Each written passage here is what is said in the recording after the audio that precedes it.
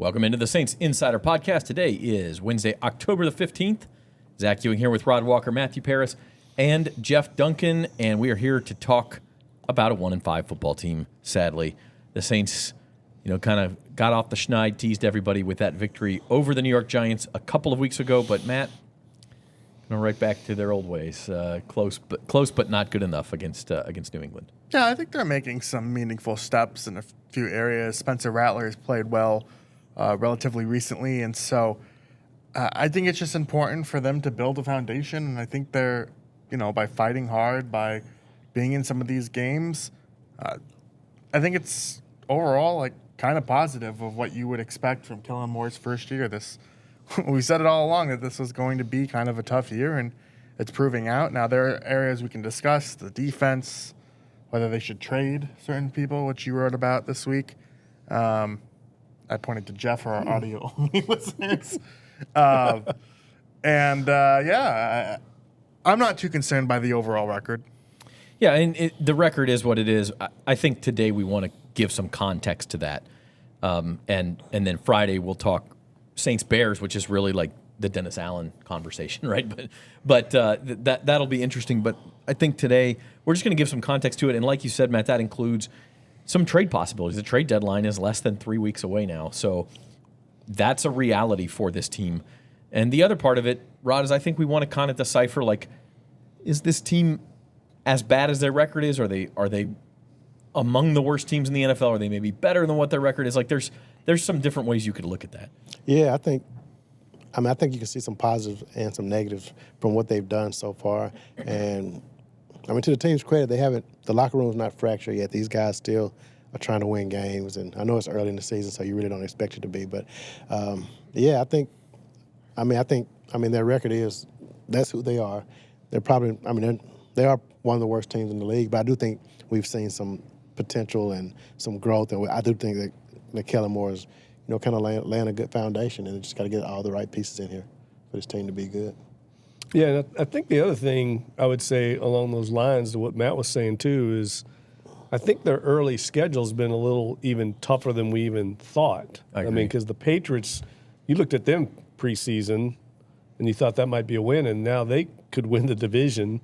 I think the Giants are a little better with the rookie quarterback and running back. Seattle looks like a real team, and I knew we thought they might be good, but I think they're really good. So the early schedule, the fact that they're playing some of these teams close is also, I think, a good sign. I do think, they got the Bears this week, obviously. That's probably one of those games that you need to win, because after that you got Tampa Bay and then the Rams. Yeah. Yes. I don't know who's after the Rams, but Carolina. Yeah, okay. Well, So it's 500 Carolina.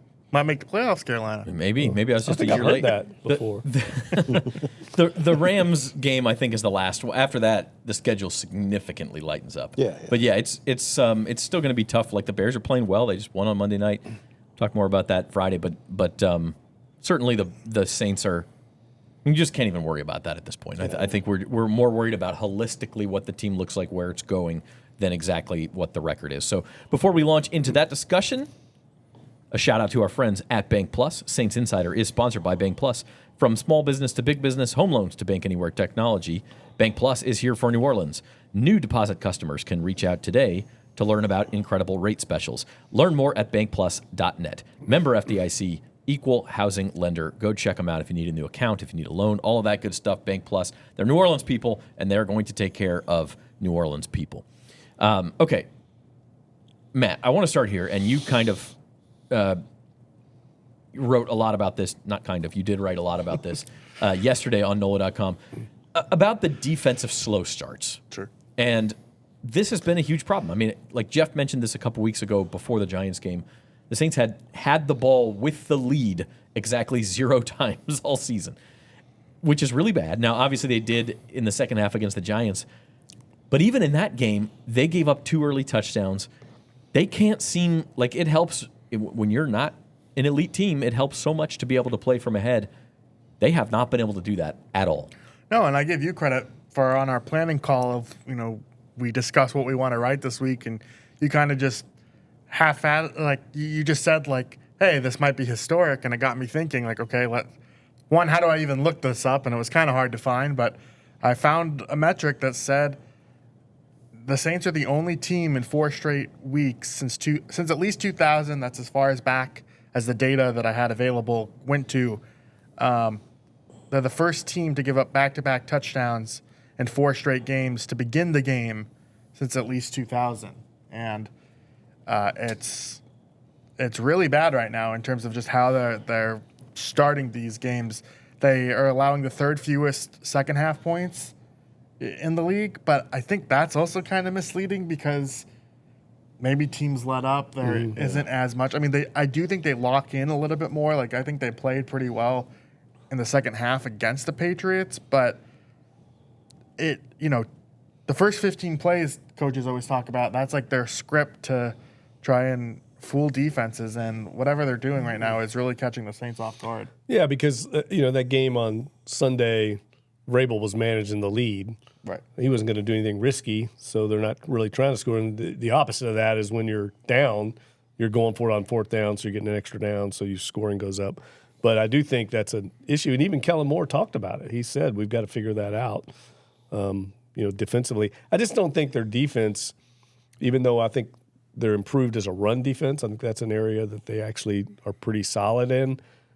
That's about it. There's really no area, and there's not truly a difference maker on that defense, an elite player at any of the 3 levels right now. And so I think teams can kind of have their way. And it seems like in key situations, 3rd down, red zone, when the other team needs a big play, they almost always seem to get it. So points to maybe needing better personnel down there. I didn't even realize that stat was out there, and then Justin Reed said it in his post game. I was like, oh, that's right. It has been 4 games in a row. I knew they'd done it the last 2 weeks, but when he pointed it out, I was like, yeah, okay, that's pretty crazy. It's amazing. It's no one's done it. Right. It really is. I mean, 26 years. I'm like a red zone junkie. I'm up there in the press box, like checking all the scores and stuff. And every week the Saints have the highest scoring first quarter. Right. And their offense has been fine. Like Kellen Moore's script and the way that the offense is playing has been fine. They've scored points. But even against the Giants, you're down 14-3. That's just a hole. To your point, Jeff, like NFL teams are going to sit on those leads and they're going to control the game. They're not always going to win the game, but it's very misleading to sit there and say, oh, defense steps it up in the second half. Maybe they do. I guess they did against the Giants. But more than anything, I think these teams are just sort of grinding out victories once they have a lead against the Saints. Yeah, and I think the defense has got to find a way to make some big plays early in the games. It just feels like they don't ever – and look, they've been giving up. Maybe opponents are seeing something on tape because they were definitely attacking them downfield on Sunday. And people are going to go after that young secondary. That's the other thing. They're playing a lot of young guys, and I think that's the way to go in this rebuilding year. But that's going to come with growing pains. And when you fall behind like that, I mean, it takes away the Saints. I mean, they want to establish a run, but it's kind of hard to do that when you keep falling in these holes every week. Yeah, the Saints have allowed 65 first quarter points, and only the 2014 Tampa Bay Buccaneers through the first 6 games allowed more since 2000. So not great. It can get better. Like some of the teams I was looking at, like did show improvement, like in terms of they started off really slow. Like this is not a great analogy because this team still finished 3-13, but the 2005 Saints, they opened their season allowing 4 straight opening drive touchdowns, and then that got better as the season went on. Even the Detroit Lions this year, they've allowed 4 straight opening drive touchdowns to begin, and their defense is like okay. So I think it can get better. It's just it's on a historic pace right now. Yeah. No, I think it's one of the biggest keys for them right now, and I don't know how they get around it. I mean, they seem like they plan for the most part pretty conservatively on the back end. A lot of zone coverage, but they look like they had some real issues with the deep ball. And look, they got the benefit of some really, I'd say, questionable calls, or it could have been even worse. Yeah. Some of those pass interference calls. And I did hear this. I'll drop this on the. I did hear the NFL was on the phone with that staff right after the game, that officiating staff. I think that was a bad game from the officials. Horrible. Yeah. It's maybe the worst NFL officiated game I can ever remember. I mean, other people have bigger sample sizes than I do, but like, I mean, holy cow! Just how the can you be that indecision. bad? It wasn't just the bad calls, but like, you have a 2-point conversion that takes forever to get it overruled, and then the drop of the flag on the OPI on the Patriots was the latest I've ever seen. Yeah. I thought it was maybe like a celebration flag because it happened so late that both offense and defenses were off the field. It was just crazy. Yeah. By the way, to put in context your number, 65 points allowed in the first quarter. If you were that bad in every quarter, that's 260 points. The worst team in the league as far as points allowed right now is, surprisingly, the Baltimore Ravens at 194. So you're like almost 35% above the worst team in the NFL if you were to extrapolate that over 4 quarters, which obviously it doesn't work that way. But it's been bad, and I think we started with it because if you are not an elite, even if you are an elite team, you don't want to be playing from behind, but certainly in the Saints situation, it's just a death knell. Yeah, and 7 of those 65 are the Troy Horton touchdown return. So it's not all on defense, but most of it is. Yeah. The Seattle game is a little bit of a throwaway, but okay, we're going to move on and go over to the other side of the ball. And look, this is what everybody wants to talk about after every week, and that's Spencer Rattler and how he's playing. And interestingly enough, Jeff, you mentioned this stat this morning. It's not quite the opposite of what we were talking about with the defense, but if you go by down, Spencer Rattler has been a very good quarterback on first down. But as you go through each series, he's been less good on second down. He's been pretty bad on third down. He's been very bad on fourth down. Yeah, and some context for that, because I did look around the league to see, well, maybe that's just the way it is in the league, but it's not the case. I mean, Drake May is much higher on third down than he is on second down. I mean, he's been money, and we saw that in the game. Feels like Baker Mayfield probably has a perfect passer rating on third down. So it's not always the case, but in defense of Rattler, those numbers are skewed a little bit in that the Saints have been in an inordinate number of third and longs.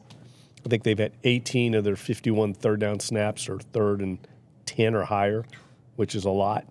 So that probably skews his number, but I do think it's something there when Kellen Moore brought that up after the game on his own. And we know Kellen Moore now. We've got a good enough read on him. When he brings up stuff like that, he's never going to throw a player under the bus, but he brings up that issue. He's brought up the red zone, and his numbers are down in the red zone. He has the lowest completion percentage in the entire league of starting quarterbacks with 20 or more snaps in the red zone. I think it's 45%. It's way low. Now, that could be attributable to some drops. I can't remember how many drops they've had down there. But I know they've had 10 drops as a receiving core on the year, which is a pretty high amount. So all these things factor in, right? I mean, right now social media is a buzz. He's the hot thing right now, but I think there's a little more context and nuance that maybe the coaching staff is seeing areas for him to get better. But where he has dramatically improved is in avoiding negative plays. I think he has 1 interception right on the year. And that was a little bit of just a throwaway. And then he's avoiding sack. I mean, he's been sacked 11 times, which is, still, not the lowest number in the league by any chance, but his sack percentage is down. And he's avoided a bunch of sacks. I mean, he could have been sacked. If he were an immobile quarterback, I think it could have been almost at least 5 or 6 more times. Yeah. So I think those are great areas of improvement for him. I think he's much more accurate and decisive. His time to throw is much higher, is among the league leaders. So there's areas that he's worked on and improved. I think there's areas that the coaching staff has cited for him to stress, and they're getting a lot out of him in that area, keeping things close. Yeah, his sack percentage went from 8.8 as a rookie to 5.1 this season. That's a pretty good number. A 3% improvement it doesn't sound like much, but it's huge, especially for him, where he's having to play well enough to keep his job every week. And I just think that's what you're seeing from Spencer Rattler this season is just improved overall decision making. I think he was a little bit too stubborn as a rookie of, I can make this play, like I'll rip it downfield, and you're seeing that aggressiveness sometimes, but not nearly to the amount where he knows where his outs are. He's making really smart throws, and I do think like he played really well Sunday. I thought that was his best overall game as a pro in terms of. I know he didn't have the touchdowns and the conversions there, and that's maybe what separated him and Drake May. But I just thought it was a really impressive performance. How he stuck in there, and his decision making, like I said, is just. I think it's way better than it was last year. I mean, PFF would agree. They had a huge grade on him. I don't think it was. I don't think he was better than May, like PFF thought. But, He got higher grades, I think, because his running, where May didn't really have much run. That's really what kind of elevated him a little bit. Yeah. I like what Spencer's been doing. I'm more discouraged by the play of the guys who are supposed to be the playmakers that aren't making the plays that he is throwing right. I mean, obviously, at the beginning of the season, he had some throws that were a little off, but I thought Sunday he was kind of putting the ball where it needed to be, and you got the 2 drops by Olave, and then Juwan has the fumble that was very costly. So, I mean, I think Spencer played I agree with Matt that was his best game. Yeah, the 49er game would be the other option there where he threw for 3 touchdown passes. But I kind of look at it like this. If Tyler Shough, like this is all contextual, right? Like if Tyler Shough had won the starting job in training camp and he was having the exact same season that Spencer Rattler is, I think that Saints fans, I think that the media, I think we would all be very encouraged and say, man, the Saints might have found their QB of the future. Like maybe they don't need to draft one last year because they found this second-round rookie who, is still growing and learning, but looks like he has something. Now with Rattler, the context is he was a 5th-round pick. We saw him struggle so much last year. You have those 6 losses on your record from last year, and you have the second-round rookie looking over your shoulder. So it's a different – and at some point we all agree, like, Shough needs to get a look. But I think of it that way. If this situation was switched, how many people would be like, oh, man, Shough's the guy? I don't know. I think I would still be a little bit more hesitant with it. I saw a tweet from Greg Rosenthal that said if Rattler was a first-year, second-round pick, we would be talking about how he's a franchise quarterback. I don't agree with that. I don't think as well as Rattler has played, there's still like 1, 2. Like you see why he was a 5th-round pick in certain throws, like the Olave throw in San Francisco where he missed it in the end zone, the Cooks throw that Cooks dropped, but it was also like a pretty poor in Buffalo, pretty poor throw. And I just think there's enough there that like he's not a franchise quarterback, but I think he's still someone you can win games with if everything goes right. And the Saints just don't have the talent right now to everything goes right. But I also think their supporting cast is maybe a little bit better than people are giving credit for too. I think it's a myth. Like I don't think it's solely on the receivers, and I don't think it's solely on the quarterback. I think it's a combination. Somebody said something the other day about them, though, that I do think's relevant or accurate, in that they're a team of 2s, and I think there's something to that. Like Chris Olave's probably a number 2 receiver, not a number 1. Juwan Johnson probably would be a good second tight end on a good team. And the running back position with where Alvin's at, maybe they don't have, they certainly don't have a Bijan Robinson, somebody like that. They just don't have an elite guy in that playmaking core. And you could probably say the same for Rattler. So that's where they're at. And you see when a guy like Drake May, even though, and I agree with you on the PFF thing, like Drake May made some plays in that game that were elite, that separated him from where Spencer Rattler was. He made plays. I mean, I don't know who Demario Douglas is, and so I think sometimes quarterbacks can elevate players around them. Rod, what do you make of his supporting cast? Like, sorry, Matt. No, it's good. Olave is, I think, 7th in the NFL now in receptions, but he's 2nd in targets. I don't think he has that many drops officially, but he's just got a lot of these balls where you're like, man, to Jeff's point, like a number 1 receiver probably makes that catch more often than not. And, you say the same thing about the O-line and the running game. Like, what do you make of the supporting cast here? Yeah, I just don't think they've helped Rattler enough. I mean, and I think that's what you're saying. I mean, a lot of these plays, if those plays are made, the Saints could be sitting at least 2-4 now instead of 1-5 maybe. So, I just think they haven't really done enough to help them. And I think all the other stuff, the penalties that have kind of taken out the running game because you can't run because you're always playing behind the chains. Like I think all that just accumulates and it's kind of led to this. And going back to what you said earlier about Rattler, I think last year people still.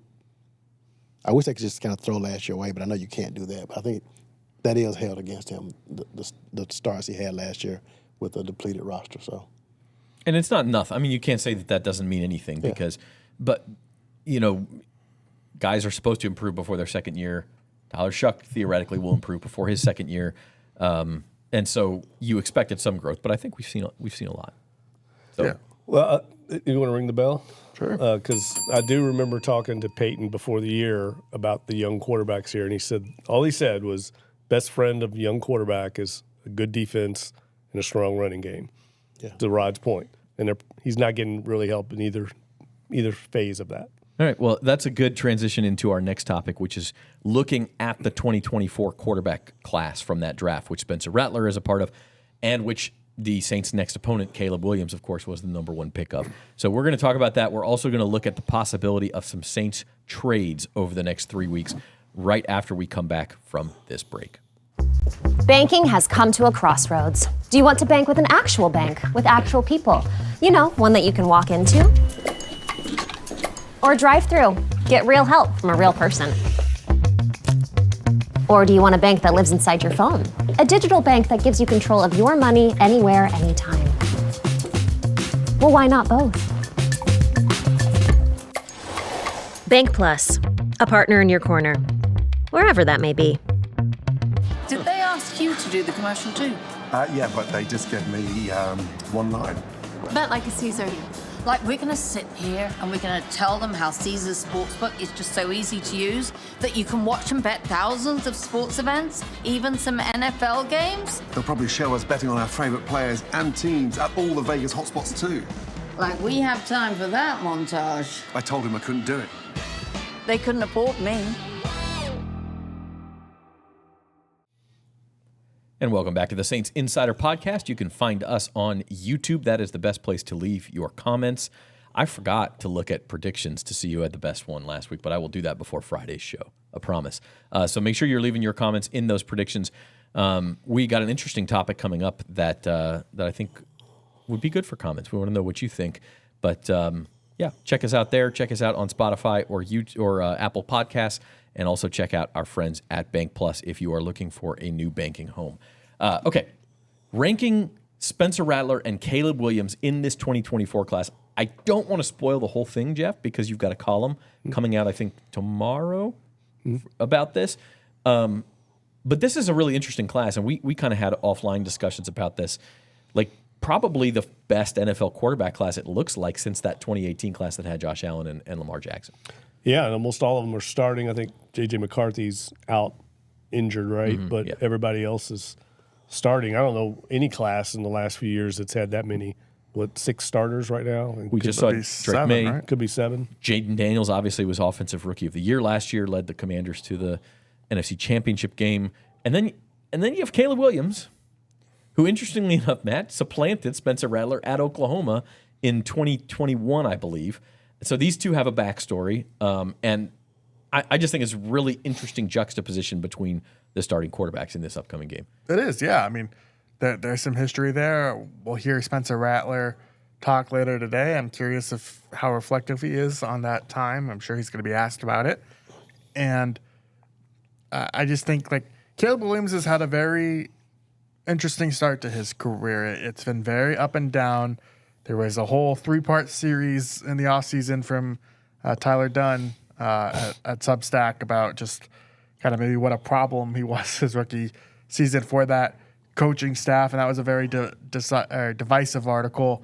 And he's a very polarizing quarterback. Even if you listen to the Monday Night Football broadcast, Troy Aikman was, he'll get on some guys, but I feel like he was getting really on Caleb Williams for some of his throws, and it looked like, I think Caleb Williams had a social media response to that today a little bit. And so, but I think, we talk so much about quarterback and coach fit. I think Ben Johnson is a really good fit for Caleb Williams, and he's getting a lot out of him right now. And I think he's shown some meaningful improvement. And he's coming off the best win probably of his pro career so far by upsetting the Commanders on Monday night. So they're coming off a pretty good win, and we'll see how they do. Well, and that Monday That was night, late. And Monday night, you got to see 3 of these guys play because Jaden Daniels was on, obviously, the opponent to Caleb Williams. Then Michael Penix was playing earlier. All right. And that might have been the best win he's had, maybe. I don't know. And have we mentioned Bo Nix? He's the other guy. And we haven't here, mentioned too. Nix, Yeah. who's There's a lot of them. might be on the Super Bowl champion, Denver Broncos. Do we ring the Yeah, bell he'll for need that? to That's, play. Yes, you that's a hidden ring of the bell. He'll need to start playing better for that to happen, though. It's, But Where do you rank them, Rod? Like, it's a tough class. I don't want to rank. give away Jeff's column Yeah. because y'all should go read it, but I think Jaden Daniels got to be number 1 still. I mean, I know Drake May's probably caught up, but the guy went to the NFC Championship game in his first year. He's been hurt this year, but he hasn't done anything, I think, to abdicate that spot. Is Drake May number 2 for you, and then how does it go after that? Yeah, Drake May's definitely 2. I think I'm going to put Penix 3 just because I was so high on him coming out of college. Okay. He had a good night Monday. Who am I leaving out? Caleb, Rattler, and who else? Nix. McCarthy, And McCarthy. Rattler. McCarthy's got. Yeah, he's I- almost an incomplete. yeah. Yeah. I go Nix next, I guess. And then Caleb, then Rattler. See, this is where it gets interesting to me, man. It's Caleb versus Rattler versus, I guess, Nix. I mean, I think Nix has been. I mean, what he did last year. Yeah. He really, by the end of the season, he was playing really well. He was started really slow. I think he's starting slow this season, but some of the throws that he's made, I think, kind of puts him maybe a little above. I actually would go Daniels, May. I think Caleb, just overall ceiling potential, what he's done. Nix, Penix, Rattler, McCarthy. And that's an important distinction. And Jeff, I don't know how deep you went into this, but like, are we talking about what they have done thus far through, 1.3 seasons, or are we talking about what the ceiling is and what the potential is? Well, I think you got to project a little bit, like Matt's doing. I think that's fair, especially It's who when would you rather have, right? So I'm kind of factoring in. I think you have to say, like with Ben Johnson coaching Caleb Williams, I'm a lot more optimistic of his future. So the fit, I think, is important. But I think you could make a strong case Drake May might be number 1 in that case, because I mean he's gotten a lot better. I mean he looked really good. I He thought was unbelievable Sunday. Yeah, I mean but Jaden's such a special talent. I mean, I think those 2 guys are clearly the 2 best. Yeah. Well, and with May, like we talk about the situation there, and like Bo Nix is in a great situation, great defense, veteran coaching staff. They're starting to surround him with more weapons. And Jaden Daniels, I think, is in a pretty good spot. Drake May was in a terrible spot last year, and he was still popping a little bit. Now that the situation around him is better, we're starting to see, maybe what his ceiling is. Yeah, the situation was so bad for May that they actually did the thing that teams don't do anymore, and they played Jacoby Brissett for a good while because the situation was so they didn't want to expose May to that offensive line until it was absolutely necessary. So I think overall, when we're talking about like the best quarterback classes, I think 2018 probably still is better than this one, just overall because Josh Allen and got 2 Lamar, MVPs. You got 2 MVPs. That doesn't happen. 2020 is a pretty good one. Burrow, Justin Herbert, Tua. Like, say what you want about Tua, but that's a pretty good 3 in the top 10 there, top 6. A pretty good overall class. But 24, like that's kind of the next generation. I feel like there was kind of that gap in the NFL where it was like all these old guys were hanging on. And it was like, what's happening with quarterback development? Are there going to be any good ones coming out? And this is a lot more encouraging now. Jeff, where'd you put Penix? I think I've got him. You don't have to give it away. I think I've got him after Nix. Yeah. Where I'm not as high on Caleb Williams. I'm not as high. And you can give it away or not, but like, where does Rattler fit into this for you? Because I've got him at the bottom. Below, he's the different. The difference here is if we're projecting going forward, like we don't even know if he's the starter next year. The rest of these guys are probably starters at least for another year. Yeah, I mean, I've got him just above McCarthy, who's kind of an incomplete. I think that's fair right now. It's hard to put a guy with 1 win like any higher than that. I mean, those at some point, wins and losses have to matter. Yeah, I mean, I know they're not his fault primarily, but that at some point that does matter. Right. But we'll see. I just feel like there's some situational football he's got to get better at, but he's also young. But then there's also, this theory that goes around the league sometimes of like, you kind of are what you are. Lots of times you regress. I mean, C.J. Stroud has somewhat regressed a little bit. It's not always the case that they're just going to keep getting better. Trevor Lawrence. Yeah, I mean, they're just kind of, that's what they are. And that's kind of where you're at. Now, I do think with Kellen Moore, there's reason to believe that he will continue to get better because I do think he's doing some good stuff. Okay, interesting discussion there. You can check Jeff's column out at NOLA.com/Saints tomorrow. And another interesting discussion to finish us up here, and that is a little trade talk. NFL trade deadline is November the 4th. That is 3 weeks from yesterday.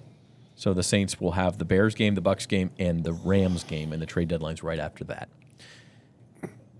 Who's on the block? And does it matter how the Saints do in the next 3 weeks, or do you see some of these guys on the block anyway? I actually think it depends on how some of these players do in terms of, like, we can talk about Chris Olave, and there's a lot of Saints fans now like, let's trade Chris Olave. Chris Olave's value is at the lowest it probably is right now, just based on what happened in the Patriots game, his concussion history. Like, I think I would keep Chris Olave another year just to see if his value bounces back. He'd be on the fifth-year option, unless you get a Marshawn Lattimore deal, because that was the thing, and I think Mickey Loomis deserves credit for this, is that return last year was very good. Mm-hmm. Like, that was he took advantage of a team trying to make a leap, and he recognized the right capital, and they got great value for Lattimore. And so if someone wants to come calling for Olave, sure, but I just think these players need to kind of boost their value a little bit more for deals actually to happen. Yeah, and I think Lattimore would have a higher value than Olave just because of the need for corners in this league. But I do think there's a possibility that some team is going to be like the Commanders were last year. And I think the Giants are a perfect example. If they keep winning, first of all, you got a head coach and a general manager under enormous pressure to make the playoffs. They may see a window there that they can save their jobs by making the playoffs, and they lost Malik Neighbors. Olave would make a lot of sense for them. He would upgrade their receiving core. He would slot in nicely as the number 2 with Neighbors next year. That I could see something like that happening, but it has to be the right compensation, to Matt's point. If they offer a 6th-round pick for him, you don't make that deal. So I don't know what kind of value Olave has at this stage, considering what his season's been like so far, his concussion history. And then I don't know what kind of value, say, a Demario Davis has. He's playing at a very high level. Right. And I think this front office, that's the other thing I didn't really mention much in my column, was they're very loyal to guys like Demario and Alvin and Cam Jordan, and rightfully so. They've kind of earned that. But I think they would defer to them if they said, I do not want to be traded for personal reasons. My family's happy here. I don't want to do it. But I also think they would yield if they said, look, I'd like to chase a ring. Yeah. If it's the right opportunity. That's the discussion with Alvin, I think, Rod, is like Alvin doesn't have a no trade clause or anything, but I think he kind of has an unofficial one where he gets to go to the front office and say, yeah, go ahead and move me. I'd like to go to the playoffs one more time, or no, I want to stay here no matter what. Yeah, for me, I don't think Alvin is a guy that – I don't think a ring is that important to him. I think he enjoys New Orleans. He just kind of likes playing football here. Like, I don't think he wants to move off and go to another city. I just don't think he's wired like that. He's kind of he's a different kind of guy when it comes to that kind of stuff. So I don't see Alvin going anywhere. I think they will get a lot of phone calls about him. I mean, because he could obviously help a lot of teams, especially those teams that are, playoff teams. But I just don't see him going anywhere. Cam Jordan, I think he's. I don't know if this is his last year, but I kind of think this is probably it for him. Like, I don't think he wants to. Who wants to start over this late in their career and go somewhere else? And he's another guy who I don't think is just. He wants to get a ring, but I don't think he'd want to go anywhere outside of New Orleans and try to get it. So, Demario, I think the same for Demario. I think he's at a point in his career where I think guys get a certain age, they just kind of accept that, hey, it's probably not going to happen, and they're not chasing rings like that anymore. So who's the most likely to go, man? I think, too, we haven't mentioned Rashid Shaheed in the final year of his deal. The vertical element, the speed could really add to an offense, whether it's reuniting in Seattle with Clint Kubiak Kansas City, I feel like always needs kind of speed, what they're missing after Tyreek Hill hasn't been there in a few years. Carl Granderson would be the other player I would keep an eye on. The Washington Post the other day wrote about how this is going to be like a really big trade market for pass rushers. He's near the league leading in sacks. That doesn't generate a lot of pressures, but has a high enough motor to where like he'd be in position to clean up, and I think he could add to a team's like depth or be like a quality starter across. And so those are the two. DeMario is really interesting to me too, but of the guys we haven't mentioned, Shaheed and Granderson. What about Chase Young? Is his contract tradable or not? No, I mean you would probably have too much dead money from the first, like just because they. Chase Young goes back to Washington. Right. I don't know.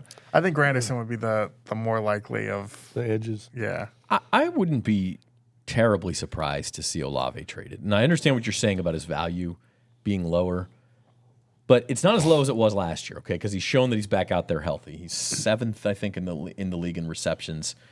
I think somebody probably looks at that and says, hey, if we need help, that's the best guy available.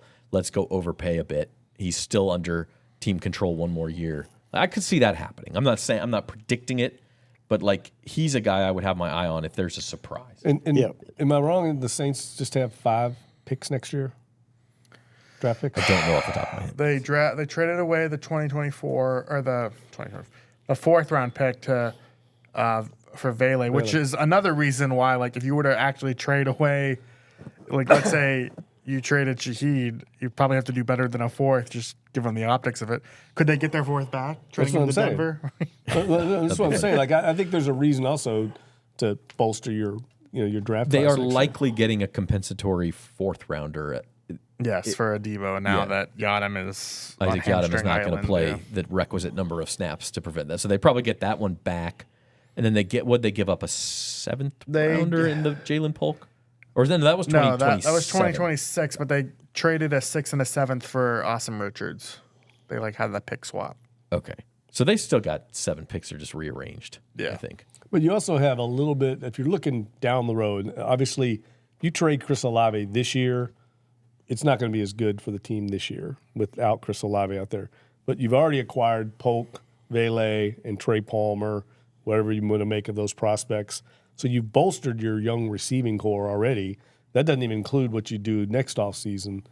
So there is some reason, and there's some actions behind what they're doing with the receiving room.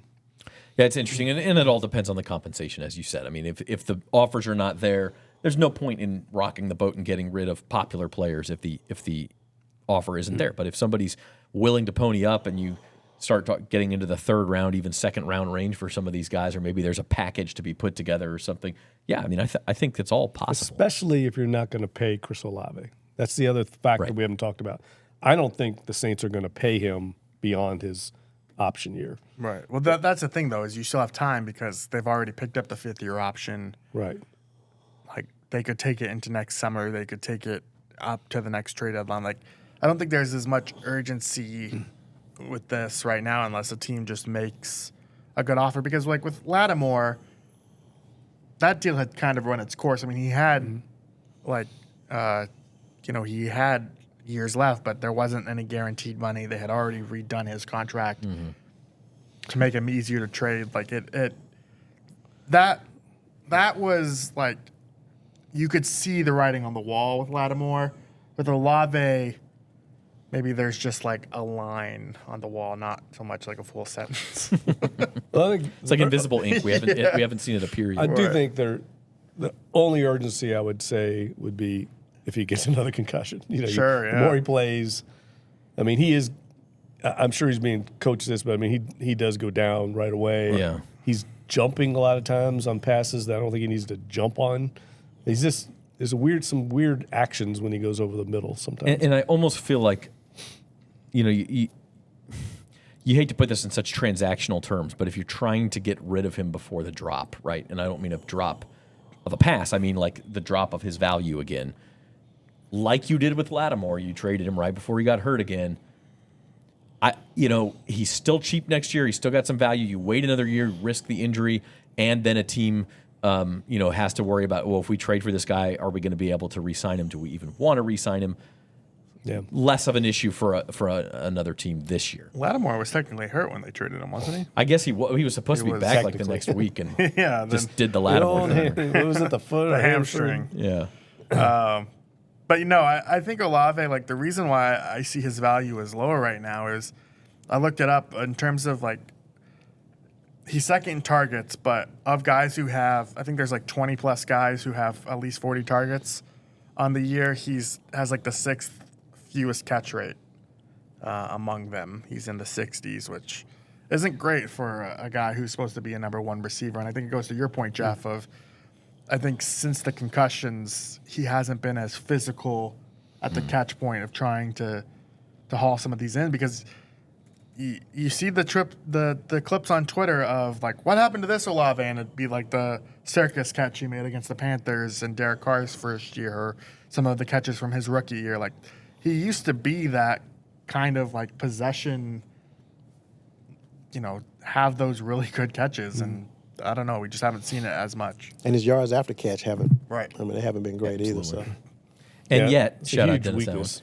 That's a huge weakness, I think. And I don't know, how much is that attributable to the offense? I don't Could know. be. I think, but he's probably going to be the best receiver even remotely available, I think. If you're a team wanting to go out and overpay for a receiver, I don't have the entire trade market in my head right now, but I think he probably will be the best receiver available. So anyway, we'll end like this. Let's go around the room. I guess is it basically just three big names: Olave, Kamara, and Demario Davis. I guess we could throw Cam Jordan in there. Do any of those four get traded? Rod? Do I have to say which one? Just say do any of the four get traded? I'm gonna say yes. Okay. Do you want to say who? I guess not. I definitely don't think it's Demario, Alvin, or Cam. So I guess that leaves Olave. Yeah, I mean, I would say one of the receivers. How I would about say over under half a trade to make it easier? Well, but if there could just be some minor deal where they trade Chris Rump for something, and Sure. I mean, I would say that's one why of the, over half a starting trade, starter trade. I would say one of the receivers. Though. I don't know which if one. you want to throw Shaheed in there, yeah. Yeah, okay. yeah. I would All say right. one of the receivers, Matt? if anything.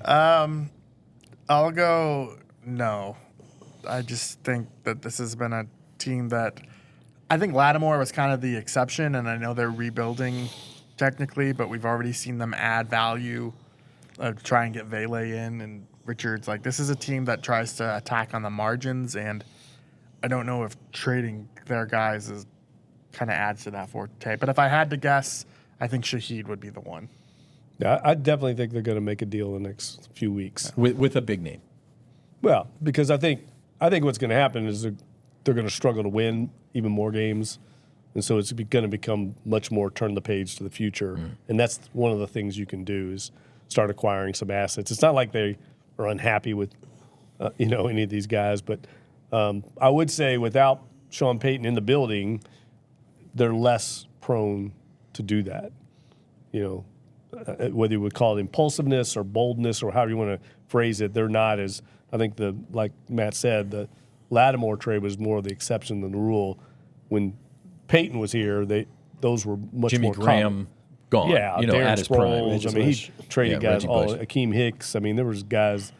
He had a much shorter leash on those things and a higher risk tolerance. He wasn't afraid to be wrong on a trade. This doesn't feel like the front office is like that anymore. They're much more, I think, cautious and reactive, I think, to the fans, loyalty to the fans. I mean, this is a unique market in that the players are, in a lot of ways, treated like family members, and people get loyal. I mean, they get loyal to Jameis Winston, the backup quarterback, In any other market, Jameis Winston gets moved on and nobody says a thing. Here, they're putting up billboards and stuff. It's different. And I think, to some degree, that's a fault of the front office, but also kind of admire some of it. It's not always transactional, so there's a fine line there. All right, well, hopefully we have lended some context to the Saints season and what's coming ahead in the next few weeks. This has been the Saints Insider Podcast. We'll be back Friday. We'll preview Saints-Bears. A lot of DA talk. Look, we're going to talk about DA. And yet we'll also give predictions for the game. I'm not going to be on the prediction show because I'll be off that week. So I'm just calling it now. The Saints are going to win. Oh, all right. Revenge game. Kendra Miller, 100 yards. Revenge game. I want to go that far. All right. Okay, so yeah, we'll be back. Matt will be he'll be already up in Chicago, but we will have a show for you Friday. So for our producer Norman Bell, he's Rod Walker, Matthew Paris, and Jeff Duncan. I'm Zach Ewing. Thank you for watching.